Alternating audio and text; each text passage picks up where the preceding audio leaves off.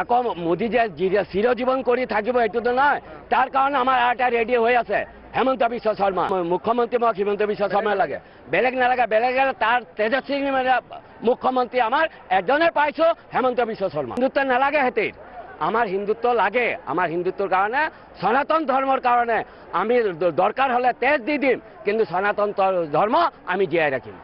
আহিছো আমাৰ মামা ডক্টৰ হেমন্ত বিশ্ব শৰ্মা ডাঙৰীয়াই যোৱা 5 বছৰত যি কাম কাজ কৰি গৈছে, সেইটোতো আমি খুব আনন্দিত হৈছোঁ। অসমবাসীও আনন্দিত হৈছোঁ। আমাৰ মামাক লাগে। এই বছৰ আকৌ শপত গ্ৰহণত আহিছে মামা, আৰু 5 বছৰৰ কাৰণে কি যে কৰিব আমি নিজে বিচাৰি পোৱা নাই। আশা ৰাখিছোঁ আমাৰ মামা আমাৰ ৰাইজৰ কাৰণে যুঁজি আছে, আৰু ৰাইজৰ কাৰণে যুঁজি যাব। এইটো আমাৰ ডক্টৰ হেমন্ত বিশ্ব শৰ্মা ডাঙৰীয়াৰ প্ৰতিশ্ৰুতি। আৰু তাৰ এটাই আমাৰ ভাল লাগিছে, আমাৰ মামাক যে আজি ৱেষ্ট বেংগলত গৈ যে ইমান সন্মান পাইছে, তাৰ নীতি ৰিবাজে ৱেষ্ট বেংগলত যে সেইবোৰ নিয়ম চলাব, সেইটোৱে আমাৰ এটা গম্ভীৰ মানে এটা আনন্দিত মই হৈছোঁ। আপোনাৰ নাম কি? আমাৰ নাম শ্ৰী যতন আচাৰ্যী। ক'ত ঘৰ? মাইগেটা।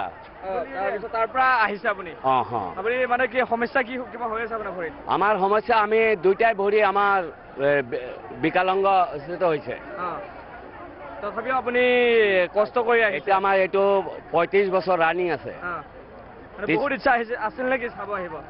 ইচ্ছা নাই, আমি প্ৰত্যেক বছৰে আহোঁ।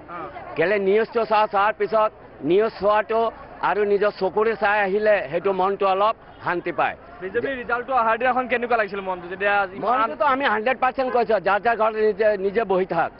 মানুহ যিমানে প্ৰচাৰ কৰে, মোবাইলে প্ৰচাৰ কৰে, অন্তৰৰ পৰা প্ৰচাৰ কৰা নাই, মানুহক নাৰ্ভাছ কৰাৰ কাৰণে। মই যিটো মোৰ ৱাৰ্ডৰ কথা কৈছোঁ, যে মোৰ ভোটিং হ'ল 618, আমি 550 দিম বুলি কৈছোঁ। মোৰ 503 আহিলে, তো আমাৰ কেলকুলেশ্যন ঠিক আছে। সেইবোৰ সিহঁতে বকি থকা, এগেষ্ট পাৰ্টি বকি থকাটো আমাৰ মাইণ্ডত লৈ আমাৰ মাইণ্ডটো বিচ্ছিন্ন কৰাৰ কাৰণে আমি নাই। আমি জানো বিজেপি, আমি আমাৰ জন্মৰ পৰাই বিজেপিক মই ভাল পাওঁ। কিয়? তাৰ হিন্দুত্ব বজাৰ কাৰণে। যেনেতো আমাৰ হিন্দুত্বৰ অস্তিত্ব নাথাকিব, যিবোৰ এতিয়া ইয়াৰ ৰাজনীতি কৰি আছে, এইবোৰ আমাৰ হিন্দুত্বক পেলাবৰ কাৰণে আৰু সিহঁতি জয় কৰাৰ কাৰণে আজি হিন্দুত্বৰ পকৰত হিন্দুৰ লগত যুঁজি আছে। হিন্দুত্ব নালাগে হেতিৰ, আমাৰ হিন্দুত্ব লাগে। আমাৰ হিন্দুত্বৰ কাৰণে, সনাতন ধৰ্মৰ কাৰণে আমি দৰকাৰ হলে তেজ দি দিম, কিন্তু সনাতন ধৰ্ম আমি জীয়াই ৰাখিম। এতিয়া বাংলাদেশে খেলিব লাগিব।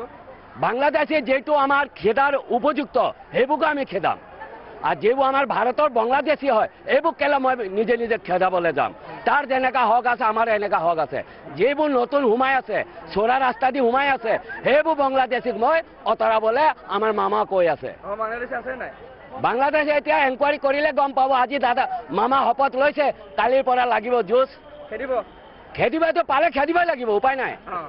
5 বছৰ খেদিলে নাই? যোৱা 5 বছৰ খেদিলে যিমান পাৰে চবক চিতাৱনী দিছে। এতিয়া মামা আৰু এই বছৰ পাইছে, অলপ শক্তি হৈছে। আৰু এইটো শক্তিটো দুইটাই শক্তি একলগত কৰি এতিয়া গম পাব কোনে থাকিব কোনে নাথাকিব। মুখ্যমন্ত্ৰী আপোনাক হিমন্ত বিশ্ব শৰ্মাই লাগে? মুখ্যমন্ত্ৰী মোক হিমন্ত বিশ্ব শৰ্মা লাগে, বেলেগ নালাগে। বেলেগ তাৰ তেজস্বী মুখ্যমন্ত্ৰী আমাৰ এজনে পাইছো, হেমন্ত বিশ্ব শৰ্মা। প্ৰধানমন্ত্ৰী হ'ব লাগে নেকি? প্ৰধানমন্ত্ৰী পালেতো আৰু ভাল কথা। প্ৰধানমন্ত্ৰী পালেতো আৰু ভাল। আৰু যিটো এতিয়া প্ৰধানমন্ত্ৰী আছে আমাৰ মোদী ডাঙৰীয়া, এইজনতো এটা বিশ্বগুৰু হ'বই, আৰু হ'ব তাৰ সিহঁতেও মানে হ'ব লাগে। আৰু আকৌ মোদী যে চিৰজীৱন কৰি থাকিব এইটোতো নহয়, তাৰ কাৰণে আমাৰ এটা ৰেডি হৈ আছে হেমন্ত বিশ্ব শৰ্মা, যোগীনাথ, এইবোৰ লাগে মুখ্যমন্ত্ৰী।